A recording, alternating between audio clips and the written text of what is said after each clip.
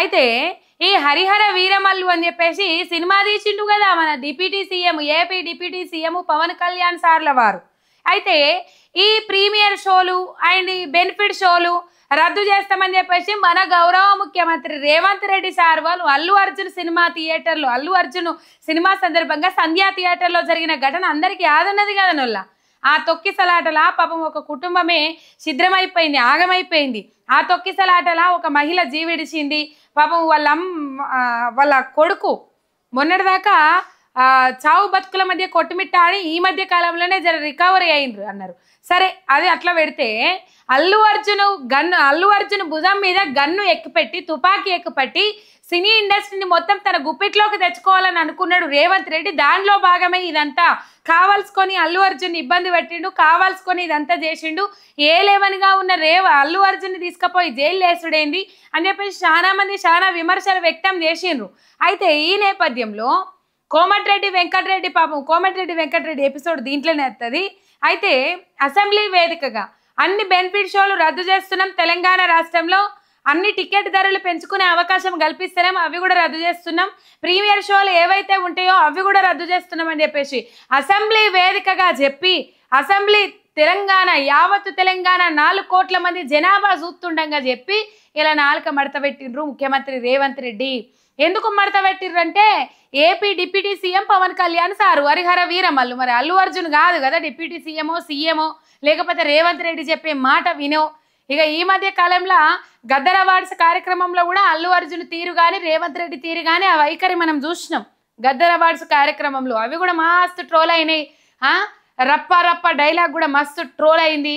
Cinema కంటే ఎక్కువ troll అయింది తెలంగాణ రాష్ట్ర పబ్లిక్ అయితే.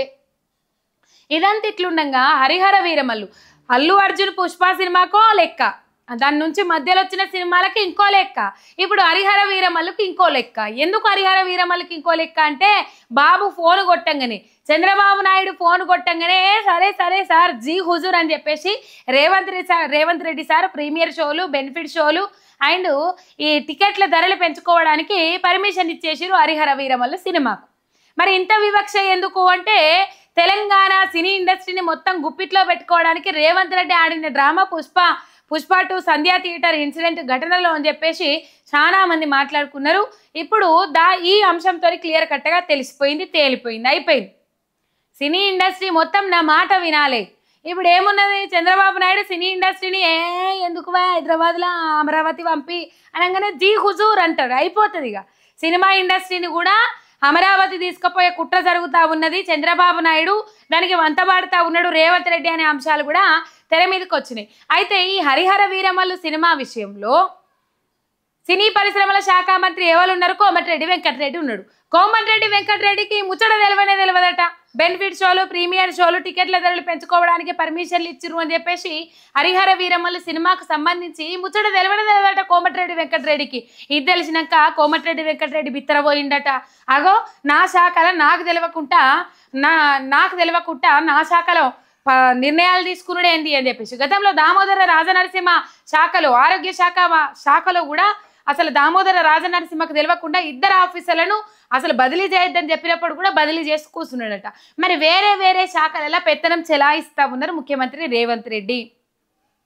దాదాపు 10 నుంచి 12 శాఖలు, ఇక మొన్న ఇచ్చిన 2 వంగ దాదాపు 8 శాఖలు మొత్తం మీద రేవంత్ రెడ్డి సార్ దగ్గరనే ఉన్నాయి. ఆ శాఖలలో వ్యవహారం కొనసాగించుకుంటా కూడా ఇంకో శాఖలలో కూడా ఏలు పెడతా ఉన్నారు ముఖ్యమంత్రి రేవంత్ రెడ్డి అని చెప్పేసి. మరి కోమటిరెడ్డి వెంకటరెడ్డికి ఎందుకు చెప్పలేదు? కోమటిరెడ్డి వెంకటరెడ్డిని చిన్న చూపు చూస్తానరా అంటే అవుననే సమాధానాలు వినబడతా ఉన్నాయి. కనీసం కంసేకం కోమటిరెడ్డి వెంకటరెడ్డికి ఇన్ఫర్మేషన్ ఇవ్వకుండా తన సన్నిహితుడైన, ఇప్పుడు ఇది ఖైరతాబాద్లో బై ఎలక్షన్లు రావాలని చూస్తాను పాపం. ఇక తన సన్నిహితుడైన రోహిన్ రెడ్డి ఎవరైతే ఉన్నారో రోహిన్ రెడ్డి కోరిక మేరకు హరిహర వీరమల్లు మొత్తం మీద ఇది క్లియర్ చేసేసారు, అయిపోయింది. అంటే కోమటిరెడ్డి వెంకటరెడ్డి ఇక్కడ డమ్మీయేనా, ఉత్తగా నామకే వాస్తు మంత్రి ఏనా, అంతేనా?